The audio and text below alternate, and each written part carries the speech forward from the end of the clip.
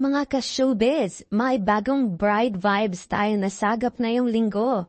Aba, hindi lang basta rumampa kundi blooming na blooming ang ating girl na si Maris Racal sa Bride Affair. Last June 29, 2025 sa Conrad, Manila, pinakilig ni Maris ang lahat ng rumampa.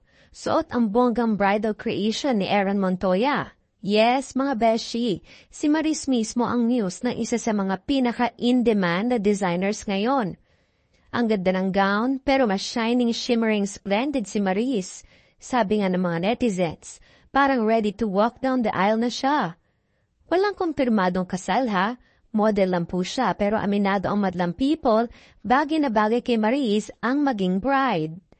Todo pasalamat naman si Aaron Montoya kay Maris for gracing the runway.